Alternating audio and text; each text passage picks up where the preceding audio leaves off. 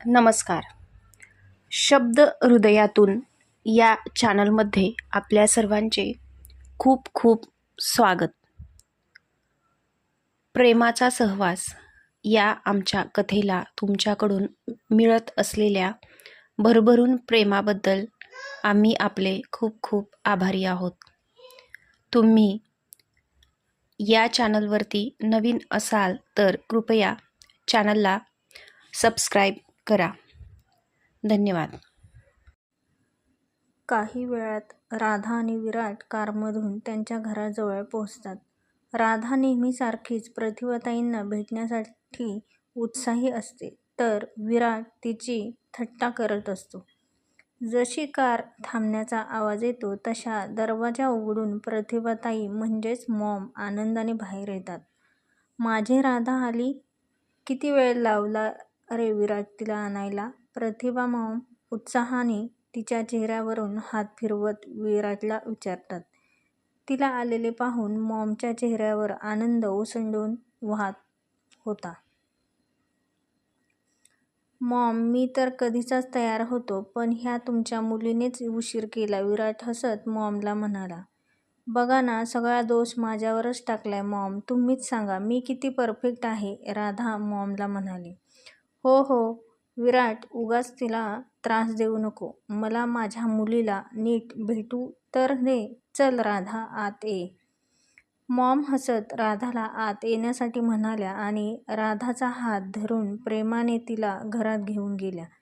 जशी राधा आत येते तसे तिला हॉलमध्ये नेहमीसारखे प्रसन्न वाटते. आजही आईंनी तिच्या आवडीच्या मोगऱ्याच्या फुलांचा गजरा तयार ठेवलेला असतो. प्रतिभा तिला बसायला सांगतात आणि तिच्या केसात तो गजरा माळतात. त्या गजऱ्याने तिच्या सौंदर्यात अजूनच भर पडते. वा, माझी मुलगी काय छान दिसते. मॉम तिच्या चेहऱ्यावरून हात फिरवत तिच्या कानामागे काजळ लावत बोलतात. थांब थांब राधा, एक मिनिट इकडे बघ. म्हणून विराट पटकन तिचा एक फोटो क्लिक करतो आणि इंद्राला पाठवून देतो.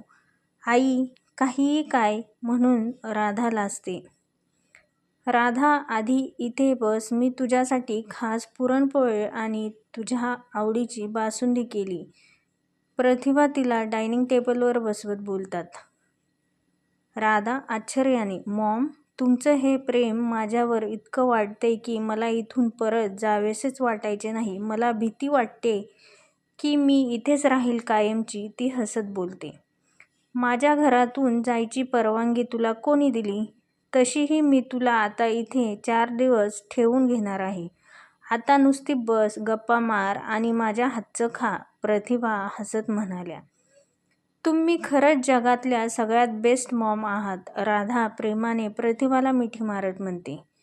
प्रतिभाही तिच्या कपाळावर हलकं चुंबन घेतात. नाही ग, तू एवढी गोड आहेस की तुझा लळा कोणालाही लगेच लागेल. मॉम, चक्क 4 दिवस? आत्ताच त्या दोघींचे संभाषण ऐकलेला विराट डोळे मोठे करून मॉमला विचारतो. आज जर संध्याकाळी माझी बायको माझ्या घरी नसेल तर तुझे असे हाल करेन की विसरणार नाहीस. इंद्राचे दुपारचे शब्द त्याला आठवतात आणि तो भीतीने एक आवंढा गिळतो.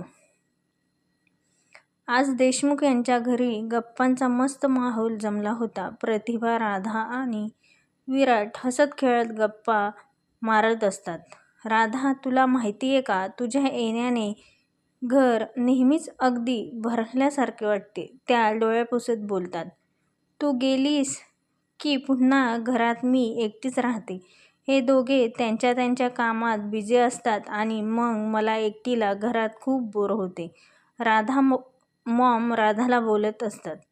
राधा, तुला सांगू का, तू आमच्या आयुष्यात खूप आनंद घेऊन आली आहेस. मॉम राधाला भावूक होऊन बोलतात. मॉम, तुम्ही मला आईचं प्रेम दिले आहे. मी इथे आल्यावर मलाही अगदी माहेरी आल्यासारखे वाटते आणि माझ्या आईची कमी भरून निघते. राधा ही भावूक होऊन बोलते.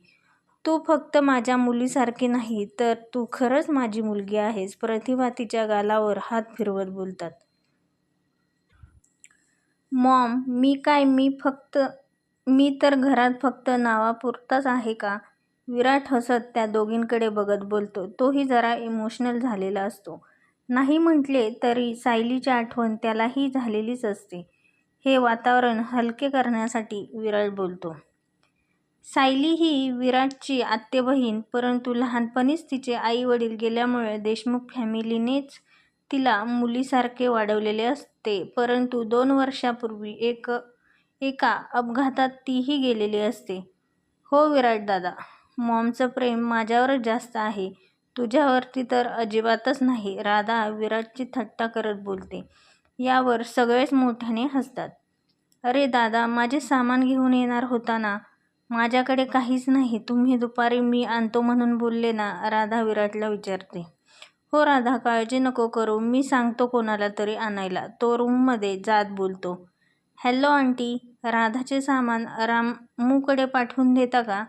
मी त्याला पाठवतो, विराट मालतीताईंना फोन करून विचारतो. अरे विराट, मी माझ्या एका कामासाठी तिकडूनच जाणार आहे, तर रामूला नको पाठवू, मी पोहोचवते राधाचे सामान, मालतीताई विराटला म्हणतात. ओके आंटी, हे तर छानच झाले, या मग, काहीच प्रॉब्लेम नाही, म्हणून विराट फोन ठेवतो. मालतीताई कार्यक्रमासाठी तयारी करत असतात. आता राधाचं सामान घेऊन कार्यक्रम आटपून देऊन टाकलं तर सोयीचं होईल. राधाच्या सामानाची पिशवी घेत मालतीताई स्वतःशीच बोलतात. तितक्यात त्यांच्या फोनची रिंग वाजते. त्यांच्या ज्या मैत्रिणीबरोबर त्या कार्यक्रमाला जाणार असतात त्याचाच फोन असतो. फोन रिसीव्ह करून त्या मैत्रिणीबरोबर बोलू लागतात. हा बोल ग, झाली का तयारी? काय, आजचा कार्यक्रम कॅन्सल झाला? अरे देवा, बरं म्हणून फोन ठेवून देतात. अरे आता राधाचे सामानाचे काय करू, विराटला काय सांगू, त्या विचार करत असतात. ड्रायव्हरला घेऊन पाठवते, त्या स्वतःशीच बोलून ठरवतात. तेवढ्यात बाहेर जाणाऱ्या वेदूला पाहतात. अगं वेदू, कुठे निघालीस, बाहेर जात आहेस का? त्या तिला तयार झालेली बघून विचारतात. हो मोठी आई, जरा मैत्रिणीकडे काम होते म्हणून तिकडेच जात होते, वेदू हलकसं हसत बोलते. अगं म्हणजे तू बाहेर चाललेलीच आहेस ना, मग एक काम करशील का, राधाचं सामान विराटच्या घरी पोहोचवून देशील का? मीच घेऊन जाणार होते, पण आता कार्यक्रम कॅन्सल झालाय, तुला वेळ असेल तर घेऊन जा, मालतीताई वेदूला विचारतात. हो मोठी आई, काही हरकत नाही, मी नेते, वेदू खुश होऊन बोलते. आई, दे ते सामान माझ्याकडे, वेदू त्यांच्या हातातलं सामान बघून बोलते. मालतीताई तिच्या हातात सामानाची पिशवी देतात आणि वेदू विराटच्या घराकडे निघते. वेदू विराटच्या घरी पोहोचताच बेल वाजवते आणि काही क्षणातच समोरून दरवाजा उघडतो. विराटची आई प्रतिभाताई वेदूला समोर बघून खुश होतात आणि अगदी गोड हसून वेदूचे स्वागत करतात. अगं वेदू, तू आहेस का? ए ना आते, कशी आहेस? खूप दिवसानंतर आपली भेट झाली नाही का? ए बस, त्या तिला हाताला धरून घरात नेत बोलतात. मी छान आहे काकू, तुम्ही कशा आहात? वेदू त्यांना हसून विचारते.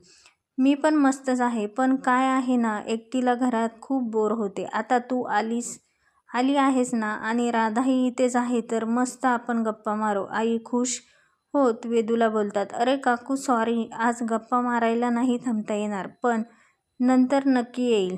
आता मी माझ्या मैत्रिणीकडे चालले आहे, आमचे महत्त्वाचे प्रेझेंटेशन बनवायचे काम चालू आहे, पण मोठ्या आईने राधाचं सामान द्यायला पाठवले म्हणून गडबडीत आले, पण नंतर तुमच्या बरोबर गप्पा मारायला नक्की येईल. आता फक्त ही बॅग राधाला द्यायची होती, ती सामानाची बॅग दाखवत बोलली.